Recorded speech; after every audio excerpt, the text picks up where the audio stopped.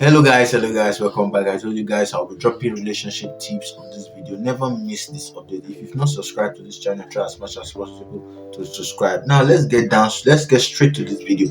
I'll be dropping red flags you must never ignore in relationships. It is very important. Very important to recognize red flags in relationship. If you don't recognize these red flags, there's gonna be a problem in your relationship. Get me right. Now let's get down to number one. Now, number one on the list is lack of respect. Now, respect is the foundation of love. Without respect in your relationship, there's bound to be problem. There's going to be problem in that relationship. I mean, come on, how will two people, fix their life together? How will people fuse themselves together? How will people affiliate themselves together? How will people come in relationship together when there's no mutual respect? No, respect is reciprocal. The measure you give should be the measure you receive. You get me right? Because once you don't give respect in a relationship, there's bound to be problem.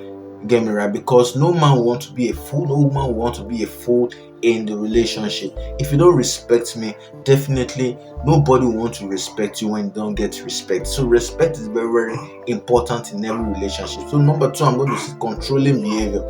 Controlling behavior is another respect, it's another red flag you should never ignore in a relationship. What is controlling behavior?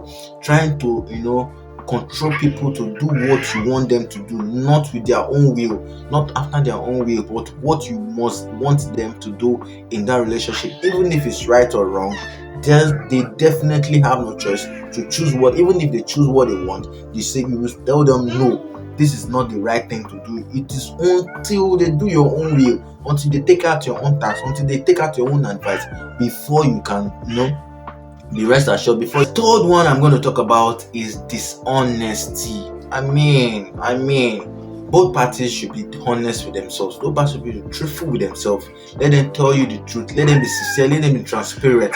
Anybody who is dishonest in a relationship is going to cause a big problem in the relationship.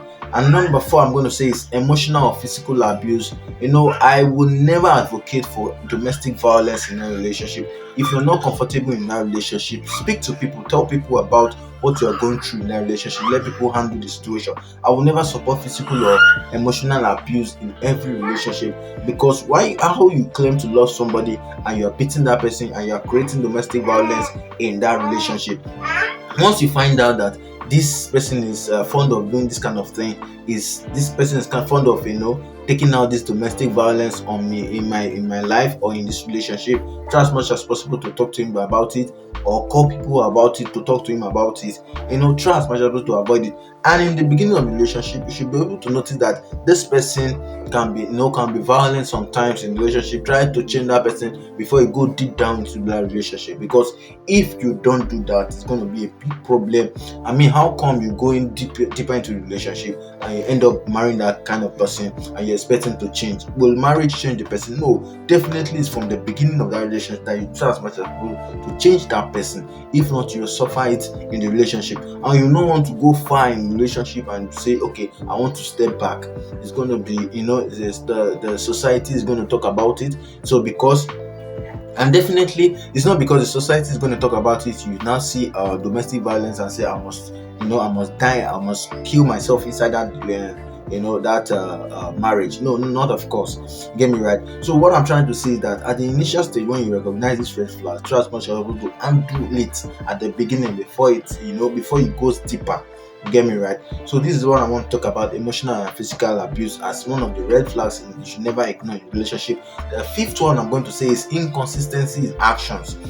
They say I love you, but their actions show the opposite. You say you love somebody, you cannot profess and show the love to the person, but rather you are showing the opposite. Beating the person, maltreating the person, always giving promises that you never fulfill. These are red flags in relationship. Try as much as possible to avoid these red flags in every relationship, and you see your relationship going smooth. The foundation of every relationship is very important. That's why I always tell people the foundation is very important. If you ignore the foundation, it's just like a building. If you use fake materials to build a foundation, definitely it will suffer at the later end. Like just say you spend millions you spend less quality materials to do your foundation, and you spend quality materials to build the building, to do the window, the tiling and everything. Definitely one day it will collapse because the foundation is not solid, the foundation is not strong. The same way in relationship, Once your relationship is not solid in the beginning, it's going to cause a problem at the later on. So try as much as don't be in a hurry, relax your mind, fix your relationship before you go deeper into relationship or end up in marriage. Get me right? So see you on the next one. If you've not subscribed to this channel, try as much as possible to subscribe because I'll be dropping more updates on this channel. See you on the next one. Bye for now.